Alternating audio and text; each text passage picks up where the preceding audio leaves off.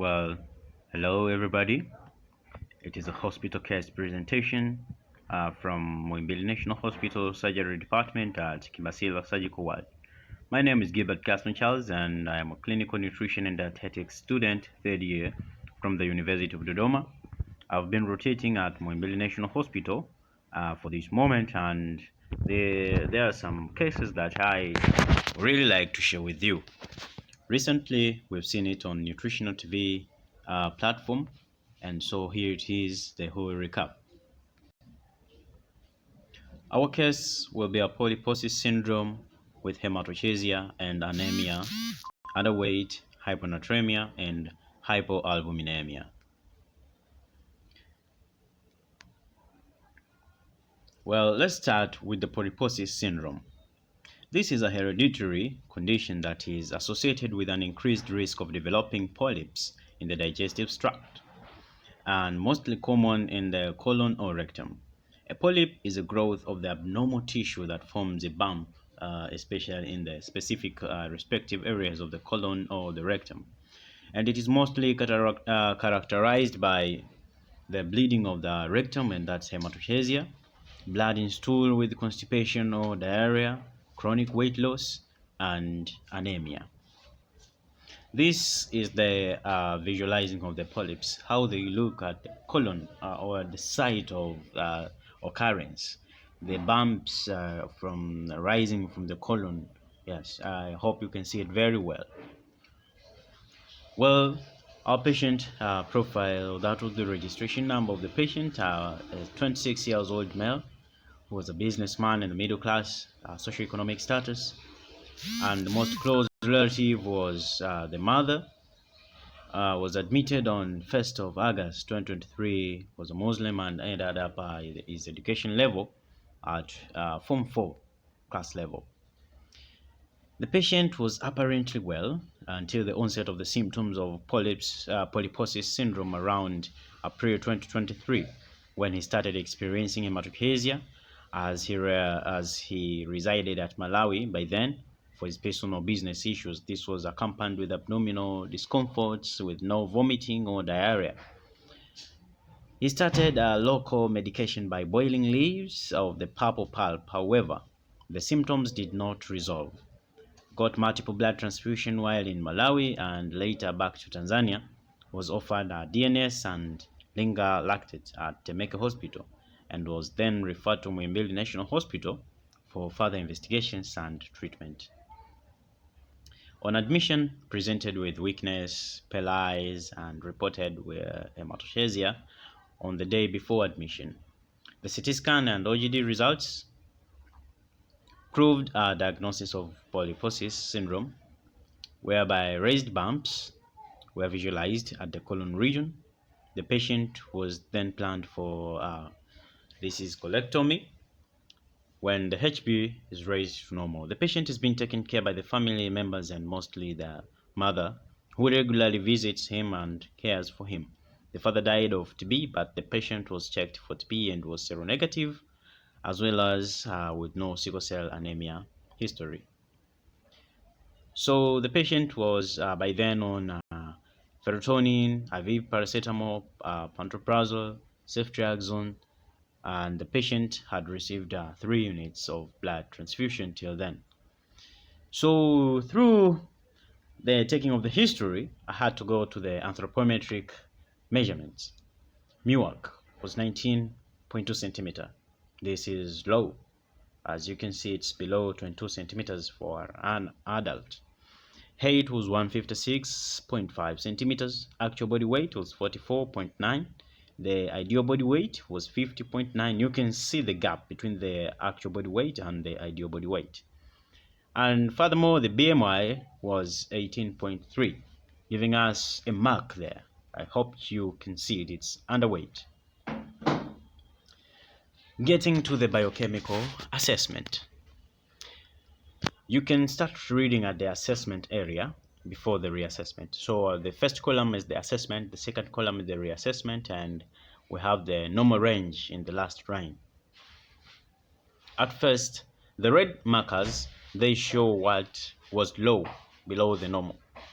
Sodium was low, 133, while the normal is 136 and to 145. Potassium was at the normal ranges, chloride was at the normal ranges, BUN was low, 2.1. Creatinine was 60, that is literally low according to the normal ranges that are being taken by the hospital setting. The HB was 7.6, that was very low. And also albumin was 21 millimoles per liter. So let's get to the clinical assessment. From the clinical assessment, the patient was moderate pale with the conjunctiva and the palms, had dried skin. This showing as a sign of dehydration. Had bone prominence, was lethargic but not cyanosed. The blood pressure was normal. The client was also fully conscious. You could see it also, and the pulse rate was 78, the respiratory rate was 20, and the temperature was also 37, quite normal throughout. On dietary assessment through the ABCD, now we are at the D type, the D place now. The dietary assessment, the client feeds orally by then, and however had low fluids intake with no alcohol consumption history, low protein rich foods intake, and could take at least 3 meals mainly per day, meal with carbohydrates with less or no protein from a 24-hour recall, and was approximately taking in 1,000 kilocalories per day. The patient reported to be intolerant to beans, peas, pawpaw, avocado, and citrus fruits when taken in somewhat large amounts. And has never been on nutritional supplement before, and also never had dietary knowledge on management of his condition. This was very important. It's very important at assessing your patient so that you can know the patient that you're dealing with if has some nutritional background knowledge on the issue that you're going to solve, so that you can know where to start and where to carry on. We actually meet patients who know about 80% of what they really need to know. They really need to know from the nutritional management of their conditions. So it will be easy to deal with such kind of a patient, or it also may not be easy because the patient may be having a different knowledge from the actual knowledge that is needed. And also rarely takes fruits and vegetables. So we create nutritional diagnosis from the assessments that we have done. So here we go now. Number 1, anemia related to iron deficiency that was evidenced by the low HB count of 7.6 at the first assessment, and the paleness of the conjunctiva and the body weakness. Those are all the symptoms of anemia. Then wasting related to muscle loss evidenced by bone prominence, low BUN, and low creatinine. Hyponatremia secondary to dietary intake and poor dietary intake and severe episodes of diarrhea. And also hypoalbuminemia that was secondary to polyposis syndrome. Underweight secondary to poor dietary intake and polyposis syndrome, evidenced by the BMI of 18.3. I hope we all have seen it there. So I had to set my SMART goals, and number 1 was correcting wasting. Number 2, the balancing of electrolyte levels to normal. This patient was planned for a surgical issue. So the patients before surgery really need to have their electrolytes at normal levels. When you have too much of potassium, it's already a mess up. The anesthesia will never allow that. Having hyperkalemia, going to the surgery will never allow it. Hyponatremia, going to surgery will never allow it. So you will need to make sure that these things are at normal. The third was to control inflammation of the polyps prior to surgery and raising hemoglobin levels to normal according to the specific target ranges of the hospital setting, but also correcting albumin levels to normal, and the normal ranges were 35 to 50 according to our hospital setting, though this cannot be a marker for nutritional deficiencies. It mainly may be associated with the stress that the body is going through. But also the other goal was prevention of foodborne infections. Yes. So let's go to our objectives. The first was to plan and encourage on adequate calories and protein intake as per requirements. The second was encouraging and counseling on fruits and vegetables consumption as per requirements, encouraging on iron-rich foods, planning and encouraging on adequate fluids intake. Our patient was dehydrated, and encouraging on food safety upon preparation and storage. We really don't need to see any episodes of diarrhea or any episodes of vomiting or any episodes of some sorts like that. Yeah. So let's go to nutritional requirements of this patient. After going through different guidelines, the WHO and other guidelines on the calculation of the calories, we came up at the end with 37 kilocalories per kg per day, giving us 1,661.3 kilocalories per day. The carbohydrates could take 60% of the total calories, giving us 3.85 milligrams per kg per minute. Yeah, that's it, and it's within the normal ranges of 2 to 4. Protein 17%, giving us 70.6 grams per day. That is 1.57 grams per kg per day. Fats was 23%, and that giving us 42.4 grams per day. Iron 10 milligrams and vitamin C, discussed with the other healthcare or the medical team members, and we at the end of the day agreed to give this patient the vitamin C tablets.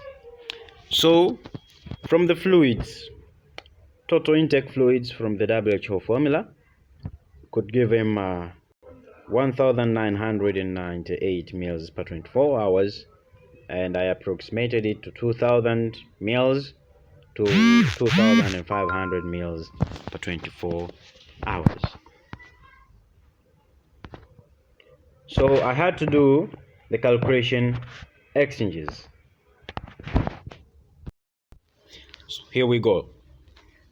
Here is the exchange calculation table that I did. Though we can mostly concentrate at the serving portion here. The second column from the food type had milk 1 serving, vegetable 5, fruits 2, starch 11, sugar 2, protein 3, and fats 6. So at the end of the day, we move towards the exchange distribution. I had to distribute my exchanges throughout the day, having this patient taking breakfast, snack, lunch, snack, and dinner. So this was the distribution of my exchanges after calculating them very well from the aid of exchanges calculations. Having, for example, in the breakfast, having 1 portion of milk serving, 3 starch, 2 sugar, 1 protein, 1 fat. On the snack time, having a vegetable serving and 1 fruit serving. At lunchtime, 2 vegetable servings, 4 starch, 1 protein, 2 fats. Snack, 1 fruit and 1 fat. Dinner, 2 vegetable servings, 4 starch, 1 protein, 2 fats.